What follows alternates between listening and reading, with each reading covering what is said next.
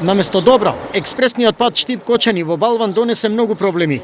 Тешките товарни возила натоварени со уште потежок градежен материјал, на неколку места речиси целосно го уништија локалниот пат во село Долни Балван. Сериозни оштетувања има во самото село, но и на делот кој води до Горни Балван и до нивите. 100% уништено е. 100%. Проиме некои петиции таму, собираме народ, може да си надат по друга траса да си водат.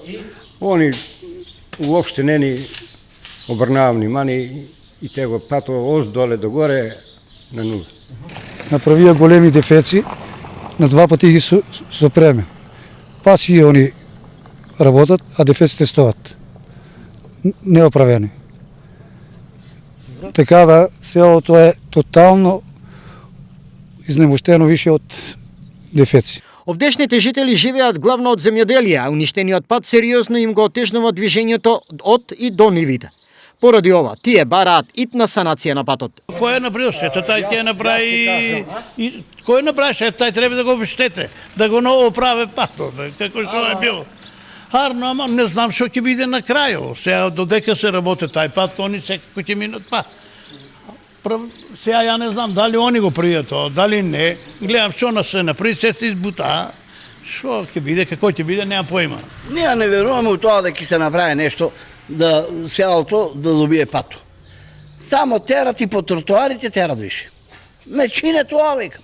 Не чинеш, зашо терат по тротоарите, не ги правиат за пешаци своја тротоари. Проблемот на балванчани стигна и до надлежниот министер Сугарески, но конкретен одговор за селаните од него нема. Јас сум запознат со ова, сакам баш да се информирам и со директорот, се разбира и со изследувачите, да видиме како таа ситуација со луѓето би ја надминале таму. Ова е втор голем проблем за кој овдешните жители реагираат јавно, а е поврзан со изградбата на експресниот пат Штип-Кочани. Претходно, тие обвинија дека цело Балванско поле се суши поради оштетување на каналската мрежа за наводнување. Најголеми штети има кај Луцерката и Пченката, а засегнати се над 1000 хектари од најплодниот балвански дел.